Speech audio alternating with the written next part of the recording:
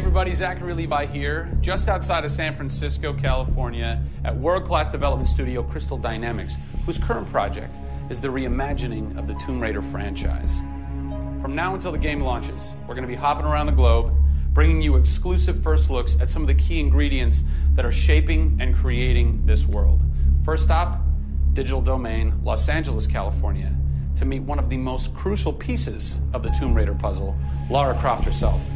I'm Zachary Levi, and these are the final hours of Tomb Raider.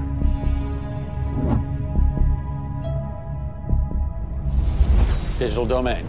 This is where they do a lot of mocap for big Hollywood films and video games like Tomb Raider. And today, we are gonna meet the new Lara Croft, who is around here somewhere.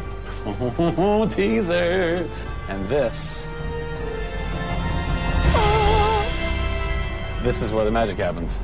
I think that might be the new Lara Croft. That's the new Lara Croft.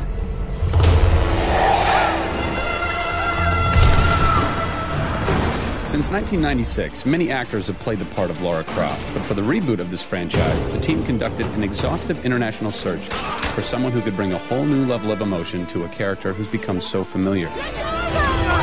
In late 2010, a young English-born actress was chosen to become one of the most recognizable characters in video games. My name is Camilla Luddington. I'm a British actress living in Los Angeles.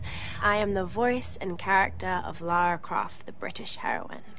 When I was first approached for it, I really felt overwhelmed at the honor of playing an icon like Lara Croft. I think I screamed in my car, actually, when I heard that I got the role. Lara Croft, one of the most iconic female characters in all of gaming. This is really her origin story, how Lara became the super badass that she is in later years. She is just a young, naive, perhaps 21-year-old who has a thirst for adventure. We're used to seeing Lara Croft as just the cold-hearted, almost killer, and she's a badass and everything, but I think in this, and you see her struggle. You can do this, Lara. Please come and get me. When we went through the process and looking for actresses the world over, I mean, this was Europe, this was LA, we had hundreds and hundreds of actresses that were whittled down, and we ended up with Camilla. She had sort of that rawness that we wanted. Somebody who not only wanted the part, but was willing to push her character into that emotional area that we wanted. Let's learn a little bit about Camilla. Where are you from? I am from a town in England called Ascot in Berkshire. And it's like those things you wear around your neck. Really didn't do TV or film or anything until I got here in Los Angeles. Really, I had a stage background, which I also think helps though with this, because this is almost feels like performing on a stage. Yes! So here we are. This is performance capture stage. The volume. The volume, they call it. That's interesting. You'll have to explain that to me later. I don't know why. I think maybe it's like a measurement thing, like height and width and depth. I'm gonna go with yes. Creates volume. Yeah. Math nerd. And you also do get nifty props. Yes. And what's a fun fact about this? Careful. You can hit somebody. Jeez. Wow. Is that they'll put Velcro on this, and they'll be like, okay, you're gonna have a gun and another gun, and they'll just stick to you. How much Velcro does a bazooka need to stay on tightly? A lot. There had to have been a lot of pressure as far as being the new Lara. It was intimidating. Did you go run around in the woods? Did you go hunt boar with a bow and arrow? Well, what's funny is I actually did archery when I was a kid. Really? Yeah, at the time you're thinking, why do I need archery? When am I going to use a bow and arrow? And now I know why. Interestingly enough. No! Is Lara a video game icon? A sex symbol? I think she's both. Oh! Obviously, she's a game icon, but I also think she's a sex symbol because she fights for what she believes in. She's courageous, and I think those things are sexy. The shorts are gone. That's a bummer. Which I'm sure most guys will think is a bummer. I like her new look. Yes, she's still gorgeous, but now she's a person. Camilla brings truth. She is truly breathing life into Lara Croft. And when Lara is supposed to be going through an emotional scene, you'll see tears streaming down Camilla's face, and it's real. People ran over to her, like, are you okay? Like, she's got mascara running and tears streaming down her cheeks, and she's like, oh yeah, And you're like, wow. When I got this role at first, I did not even know that I would be crying so much. I just thought I'd be kicking butt. That was the Lara that I thought I'd gotten myself into. This was some of the most emotionally and physically draining work that I'd ever done.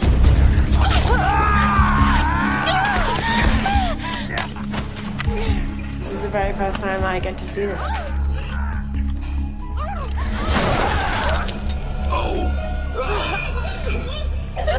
Oh, God. They had to do it. They had to do it. So the fans have now seen Lara's first kill. What was that moment for you like? Intense, for sure. Probably one of the hardest things to film. She has to fight for her life. It's fascinating how she reacts to that. You know, she doesn't just walk away from that first kill. It really gets to her, and you see her become Lara Croft. Camilla Luddington is our new Lara Croft. Strong, spunky, gorgeous, brave. How did she get so brave? Excellent question. We're going to cover that in our next installment when we sit down with the writers who crafted the origin story of Lara Croft. Don't miss it.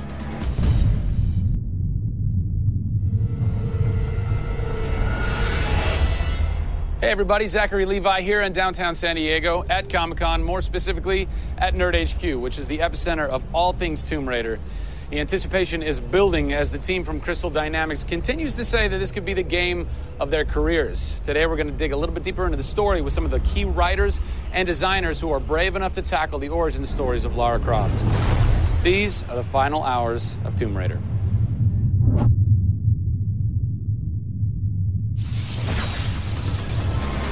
We're in downtown San Diego.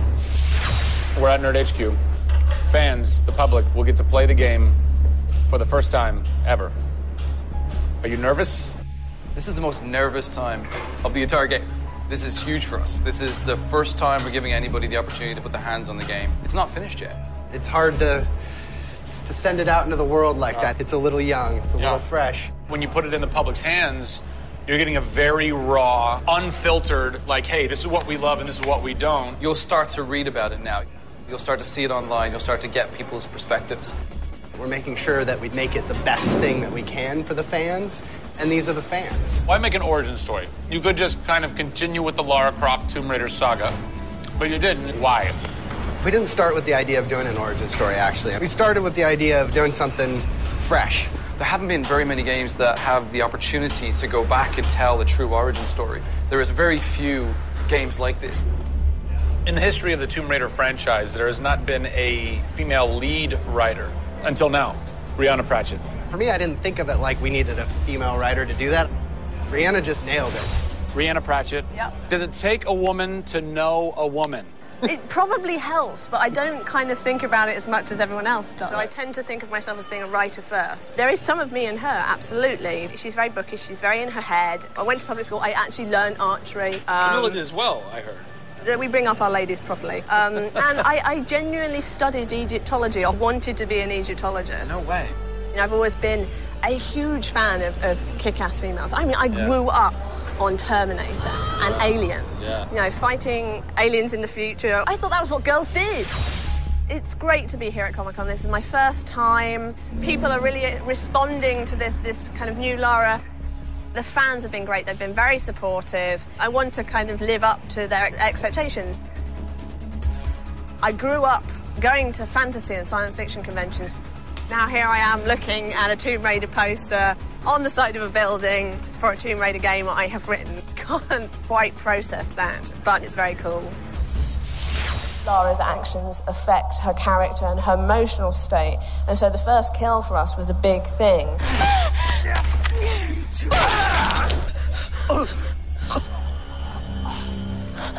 It's not comfortable to watch, and it shouldn't be. Oh, God! And it is about picking yourself up, despite the fact that you're scared. You can't have bravery without fear. In video games, you're kind of tweaking all the way down to delivery. Yeah. Blessing or curse. Games development can be quite harsh on narrative. You know, you can lose levels or characters. You have to be amazingly flexible. When is the script finally finished? You get insight when you see it through your audience's eyes. Yeah. So once the story gets to a point where we can start sharing with people, where we can start putting it on the screen, then we start to understand, are people getting from it what we want them to get from it? The feedback is that it's really fulfilling our primary goals of delivering a story that introduces people to Lara Croft, but also just takes them on an amazing adventure.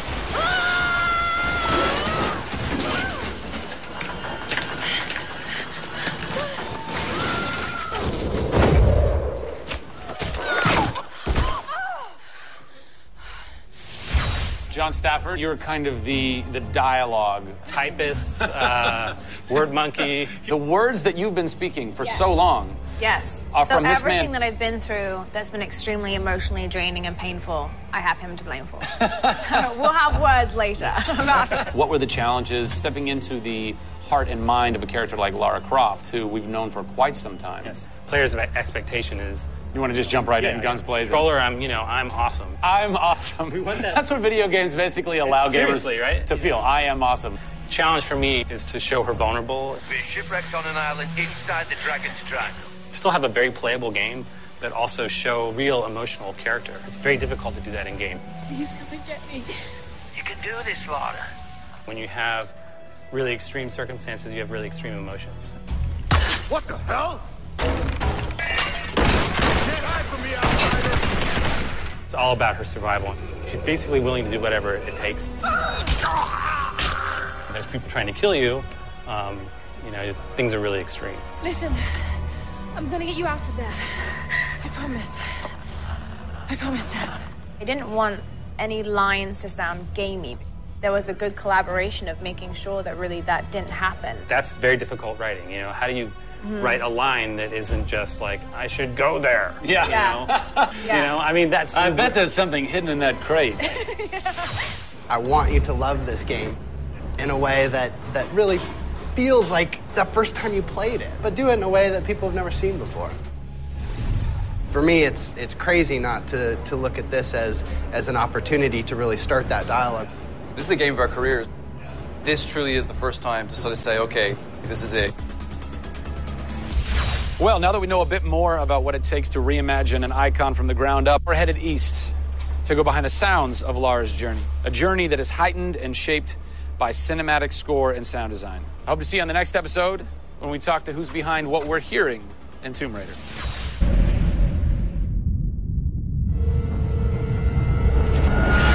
Hey everybody, Zachary Levi here in the heart of London's famous West End. Behind me is BAFTA, the British Academy for Film and Television Arts.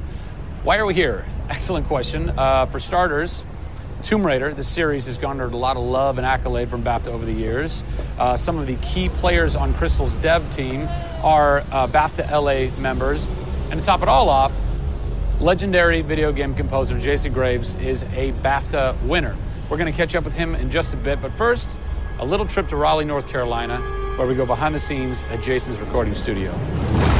These are the final hours of Tomb Raider.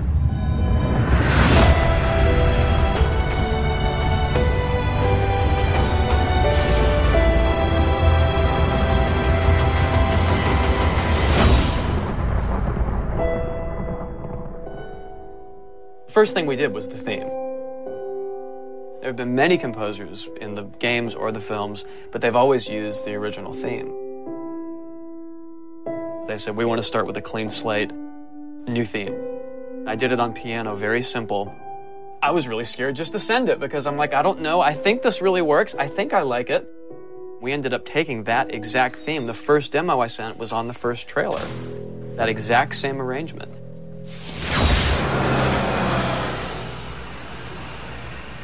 So, Jason, currently you're working on this reimagining of Tomb Raider.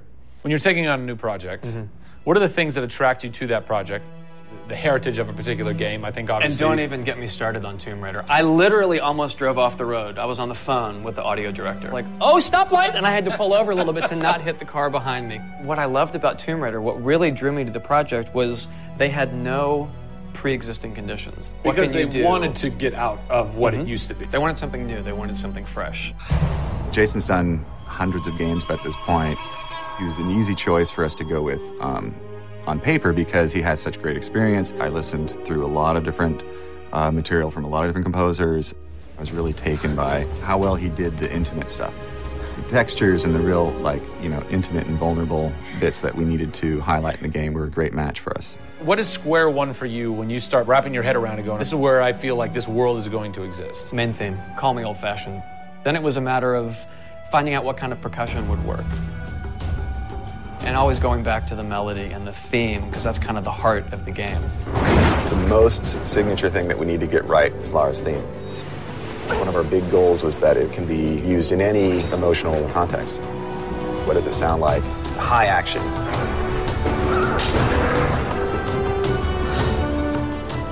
What does it sound like when she's in pain? For music, the gameplay and the concept art, especially with the scavengers and kind of the shanty town, corrugated metal, how everything's kind of this amalgam of different stuff that they found on the island. Like, that's what I want the music to sound like. The bad guys are playing the music now. Alex said something like, it'd be really cool to have something, you know, chains on a metal board, or like you're banging a metal fence. 2 weeks later, Jason calls me up and he's like, so this guy who's like this sculptor who lives right around the corner from me, I was talking to him about the idea of creating an instrument. And I'm like, that sounds completely insane. We have to do that. Tackling the score to one of the most iconic franchises in the world brought a unique challenge. How best to capture the emotional timbre of the characters and island in music? People, I give you the instrument.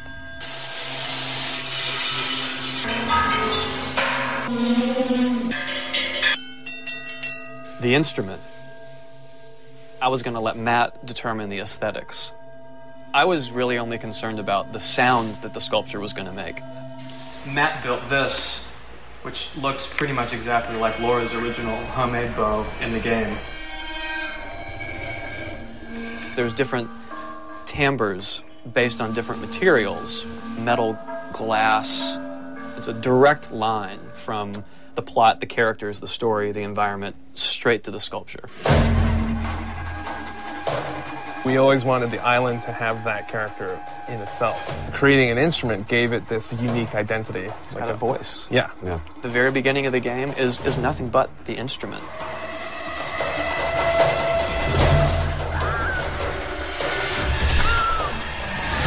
Who do you look at in video games or in film that you go, what they've done has shaped who I am and what I do for a living? They're all dead, unfortunately. What? Yeah, I know. It's classical composers. All classical? Yeah, I'm kind of going directly back to the source. Yeah. Prokofiev's, Tchaikovsky. Even for some of the scary stuff, you've got Penderecki, who's a Polish composer. Actually, he's still alive. It kind of goes back to ballets or opera, which is kind of the precursor to film and video games. You know, they were telling a story. Yeah. That's what I love about that music. It tells a story. Even if you don't know the plot, you can listen to it. And film music's the same way. It's tough with games to do things that are subtle. You want to make Lara relatable, make her realistic. Got another one. She went down over there. Tell her story from the beginning and show how she became the superhero she becomes. One of the first things that I ask any developer is the emotion. Because to me, that's the biggest thing that music can do in a tenth of a second. The music just, it nails the emotion. Wow, that was amazing, huh? I personally don't think I've ever sounded so good in an interview before. Although Jason, Jack, and Alex are audio savants, so that would make perfect sense. I cannot wait to jump into this game, not just for the amazing action, but the emotion and mood and tone that they're going to set with their incredible skill. Tune in next time for a special secret announcement that is going to change the way you play Tomb Raider forever. See you soon.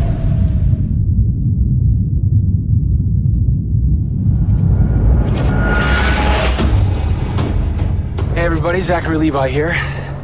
Over the last few months, we've brought you exclusive behind-the-scenes looks at the final hours of development of Tomb Raider. You've seen Camilla recording her last few lines, Rihanna musing her last few words, and Jason completing the last few notes of the score. As those key pieces lock into place, it's time to reveal one of the last portions of the game, and a team that's been shrouded in secrecy for 2 years. We're here in the beautiful and freezing Montreal, Canada, to bring you the final hours of Tomb Raider multiplayer edition. these are the final hours of Tomb Raider. Welcome to yet another world-class studio in the Square Enix portfolio, Eidos Montreal, home of the multi-award-winning game Deus Ex. Locked away in one of the far corners of this studio is a team of experienced, passionate professionals who have been specially brought together to create the first ever multiplayer component to the Tomb Raider universe. Let's meet the team behind the vision, direction, and decisions, and hopefully get a chance to play a few rounds. Here we are at Eidos Montreal. Before we get into why we're here, Carl, you now have an amazing stash, my friend. What is the impetus behind this? As a studio, we've been participating in Movember. A good friend of mine, JJ Owens, works for Movember in LA. We set up the gaming challenge and we brought studios from all around the world together. I think so far we've raised somewhere in the region of $140,000, $150,000. Well done. Been a big success, although my wife doesn't necessarily always approve. She hates it? Oh, my wife wakes up in the morning. She says that she hates it. She secretly loves it. What were some of the factors that led to a multiplayer facet to this new Tomb Raider? When we started developing sort of our vision for reimagining Tomb Raider, on paper it was all about single player. And as we started to build that world out, we had the island, we had the Solarian, the scavengers. We started to realize that we had this canvas. Great warring factions, great landscapes. Yeah, we had all these really awesome places where it was all about traversal and single player. When we started looking at that, we thought, wow, well, what about multiplayer? Part of the genesis of that was Lara Croft and the Guardian of Light that kind of cracked open a door to lead you guys into the multiplayer into here at Eidos Montreal. Guardian of Light was a downloadable, a smaller scale project, and that allowed us to sort of take the risks that we wouldn't necessarily take on a full-blown project. Guardian of Light was our Pixar short. It's the idea that whilst you're building your big project, you're always thinking about that next thing, but also allowed us to be able to start understanding co-oping and networking. It was a game that actually brought Tomb Raider fans together for one of the very first times. You hear them in their ear and they were having fun. And as a result of that, that led to us thinking about multiplayer. Hopefully our single-player experience we're delivering is a very sort of single-player, solitary, immersive type of experience. But at the same time, we believed tomb raiding together with friends would be fun. Tomb raiding, I think that's the first time I've ever heard that term. I like that. It's fun. You know, axe climbing and zip lining and the traversal that we get in there and the traps. For me, it was very sad to have that catch-22 of it would be great to do this in multiplayer, but we just can't split our resources like that. And that's how Eidos Montreal came about. We had staffed up our teams to develop a single player. Everybody was gelling together really well, and it wasn't something that we wanted to just bolt on. We always said if we were going to do it, we're going to do it right.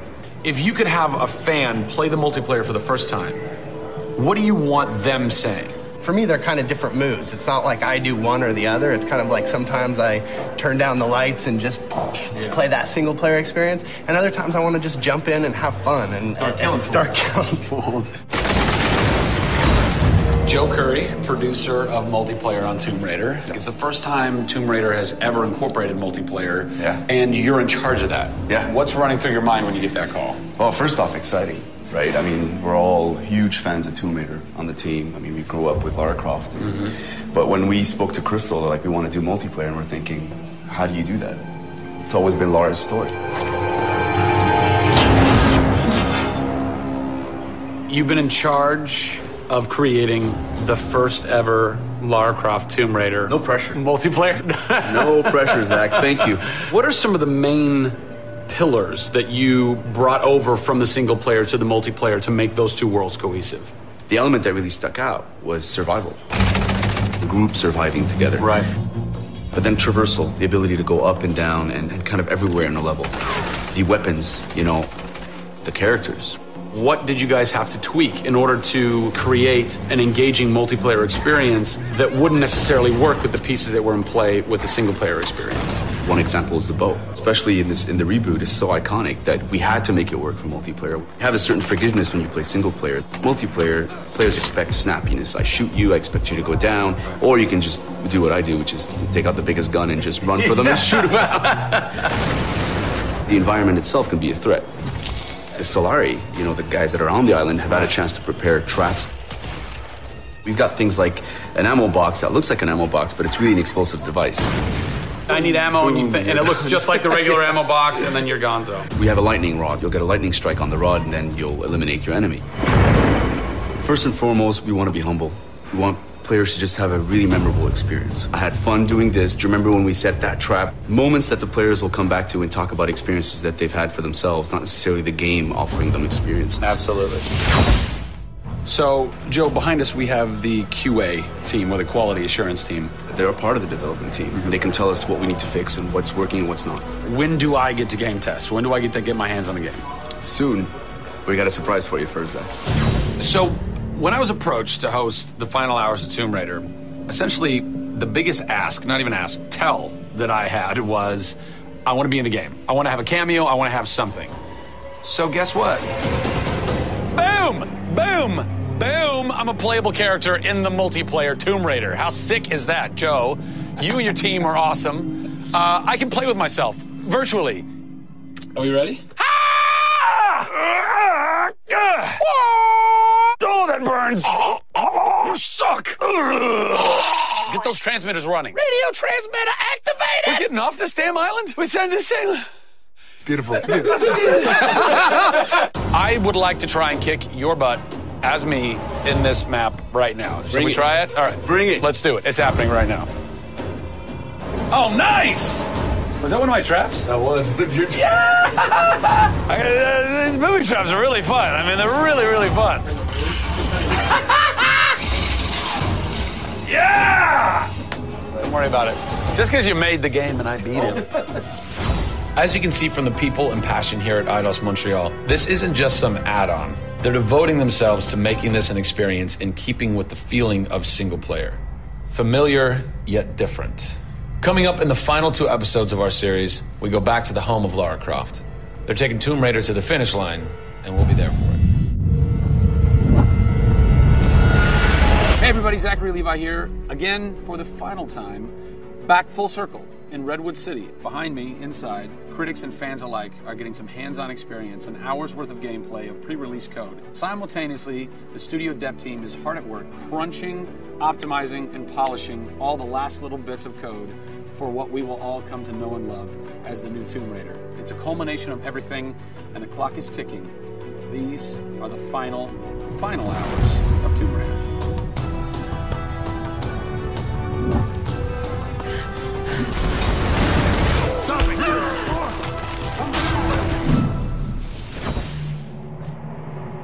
Tonight we have a large audience coming in. We decided that rather than going to one of our partners and just doing a live stream, we decided you come to us. Yeah. We have a big area in the studio, and let's open it up. Have you ever done anything like this before? No, we've never done it, because right now we've got black curtains up around a specific area of the studio, which is our next big thing. Mm-hmm. Only a select few people have been allowed to come in, right. And everybody's heavily NDA'd, and now we're going to bring 80 plus people into the studio. But it's exciting, to bring those type of people into the studio. They're the fans. They're the people who love it. And we want people to be a part of our experience. On one half of the studio, all that is going on like crazy. But basically in half the studio, you guys are just pounding, working out every last glitch, every last bug, making sure that it's all just perfect, done and perfect. Exactly. For your certs on Friday. Yeah. What happens when a game fails, cert? Then things start getting sweaty around here. You're dicing with death right there. We might be missing a release date. That's how big a day this Friday is. Yeah, it's huge. If we submit and they come back and say, hey, there's maybe 35 things that we'd like to change, then as a studio, we'll change them. We'll improve them. Or there's small things that they say, hey, this experience might be better if you just fix this little thing. Then of course the team are literally sitting there waiting for that to happen. And there has been games I've worked on where we've submitted and within 24 hours it would get kicked back and they'd say, hey, you guys are crazy, you shouldn't have submitted it. So, there are 80 people in the office right now. You're 4.5 days away from delivering this thing, and they're strewn about. What are they all doing? So we have guys working out of very prioritized hit lists, right? So we say, okay, this is the most egregious thing that we've noticed lately. We'd like for you to focus in on it. What are you guys debugging here? Looking at some menu transitions. Oh yeah, we want to make sure everything feels snappy all the time. Menu transitions, if I had a nickel for every time. One of the toughest things with Lara as a character is her hair. You try to simulate hair in a video game, and it's not always exactly the way it would be in real life. But that's something that's, I think the fans really point that out, and they want Lara to look as good and as believable as possible. So even in the home stretches, we're trying to sweeten it and make you believe it. So I spend a ton of time playing the game. So while everybody else is busting their butts trying to make it work, you're having fun. That's basically what you're saying. There's about 80 people that are all still busily working in this last week before the game goes to cert. Absolutely. One of those groups is called the what group? The OMS group. And what does OMS stand for?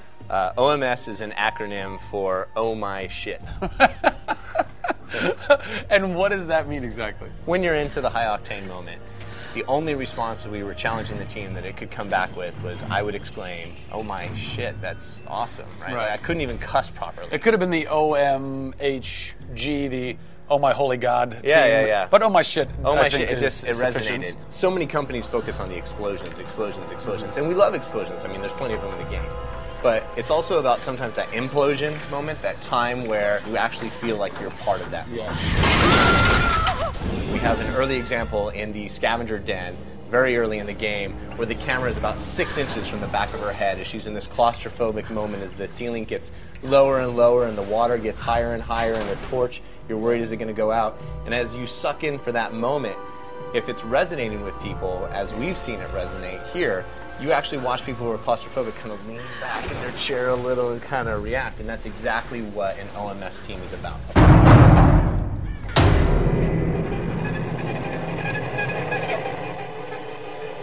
You feel confident that in 4 days, in 4.5 days, this thing is like ready to ship and ready to rock and going to blow people's minds? How about we look at that? I got a board that'll tell us. Oh yeah, where's your board? Right over here. I'm a stats guy, right? Okay. Like, it's got to be like the McNamara version of reality, right? So, and getting things done, like it's very NORAD-like with the update on where we are with bug count. So we have the number of days that we want to count down for, the priorities of what people are given against, and then an overview of how many things are remaining to be resolved per person. Carrie's got her work cut out for her. Come on, Carrie.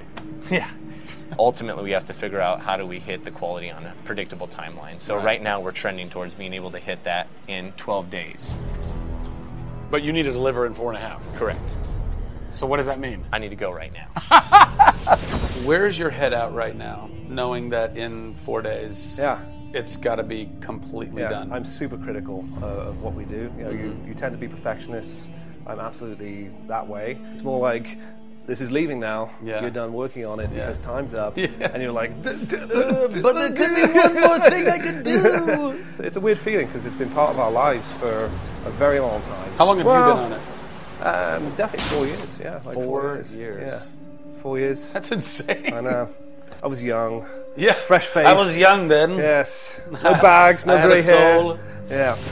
It's been a roller coaster ride, and during that time we've been around the world, we've gone to shows, we've shown press, we've given hands-on, we've had community events, we've been in San Diego with you at Nerd Machine. We've seen people excited to see this and play this game, and it's been awesome. It's not just about Lara's arc, it's about the arc of people who've come in to the roles. You know, we've had people come in as animators and move up to the highest levels in their profession along these 4 years. So people have grown in these roles. Families have expanded, kids have been born, but we're coming to a point now where we're, you know, probably 70, 80 plus days away from launch, and this phase has come to an end. You know, it's been awesome. With less than a week to go before console certification, the last few bugs to squash, and a general lack of sleep all around, this production is definitely going to go down to the wire. Will they make it? Join us next time on the final hours of Tomb Raider. Find out. Over the last few months, we've followed the very talented Tomb Raider team through some of the most ambitious and innovative game development the industry has ever seen. In the next few days, they submit the final code for certification. If they pass, game ships on time and everyone gets some much-deserved sleep. If they fail, well, let's not talk about that. I'm Zachary Levi, and these are the final hours of Tomb Raider.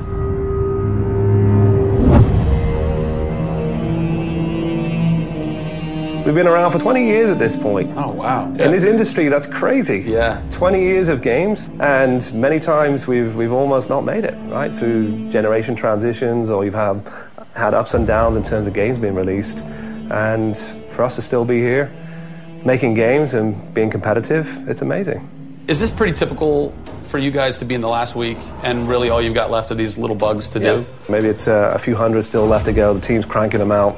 You're play testing it a lot. You're getting QA, quality assurance, to make sure it's clean. Stuff's coming in still, as in like, hey, this crazy thing happened here. And simultaneously, IDOS Montreal is doing what you're doing, just with the multiplayer at the same time, because the multiplayer and the single player are being delivered at the same time. So it's a big on team. Friday. Everybody's got to come together at the same time, at the same moment, and put pencils down and say they're done. Pencils down. Done. See. We're submitting in 4 days. Let me tell you now, we've had to move. Brian Horton, he was art director. He moved over to my department in Brand about a month ago. There was a morning that he woke up and they went, "You've created a beautiful world.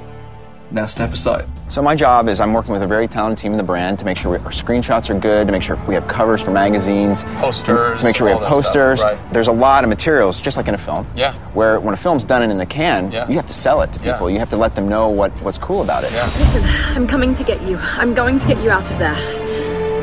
I promise, Sam. What's been great about this over the course of the entire process, you traveling around with us, is that we've been able to bring you the final hours of each of the pieces. Yeah. We've spent probably the last 6 months watching how the music's come to an end and the voice acting has to be done. So each of our episodes up until now has really shown a side of the final hours of that particular person's role in the game, and now everything's come to a head where we're submitting the game this week. The guys are tirelessly working. The guys have literally, at some cases, slept in the studio. Okay, so launch day, let's say you were at March 5th now. Where are you? What are you doing? I'm probably in bed trying to get 12 hours sleep. Because more than likely I would have been at some midnight opening the night before up till very late celebrating. So I'm probably at this time of the day, I'm probably in bed. I think a lot of us won't even know what to do with ourselves. You get so heads down in something, and it's been a part of our lives for years now. And you sort of get to that point where waking up in the morning, you're thinking about the game, and going to bed at night, you're thinking about the game. I'll try to sneak a little time here over the holidays, but then, wait till the dust settles and we really get this in the hands of the consumers before I can really relax, I think. Even though I played the game so many times, I cannot wait to take the cellophane off of that game. Yeah. Pop it in. It's the retail. Yeah. It's the retail copy. Yeah. And there's something special about that printed disc, putting it into the system, and you're like, this is the same game that I worked on for 3 years plus. And everyone else can have the same experience that I'm going to have right now. Yeah.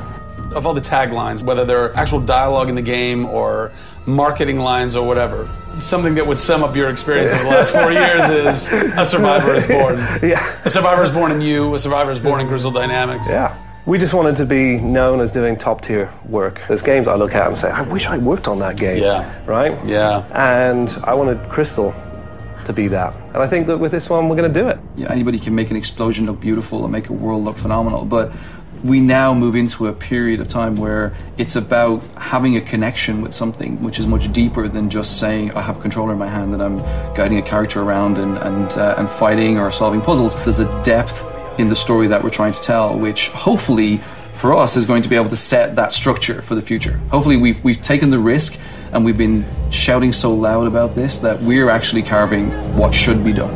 No! Oh, don't do this to me, you northern bastard. Are you excited? You nervous? I'm both excited and nervous.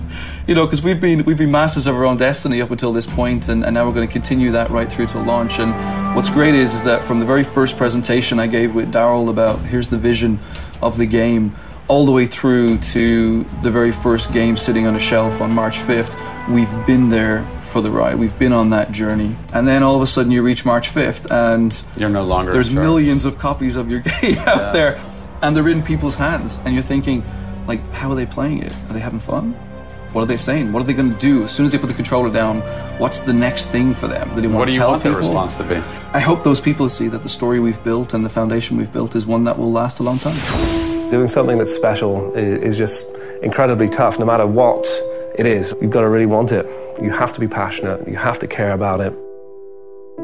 Everybody realizes that this is a game of their career, and everybody wants to put as much time and energy into this as possible. We have a studio full of passionate people who have put their lives into making this thing happen. This is not just a game that we're just going to ship on March 5th and people will go, great, I've got another game to my credits. This is one where the team are going to look back and go, that was a journey. It's been an honor to be able to work on Tomb Raider, and long may it continue. I see this getting bigger and better over the next few years.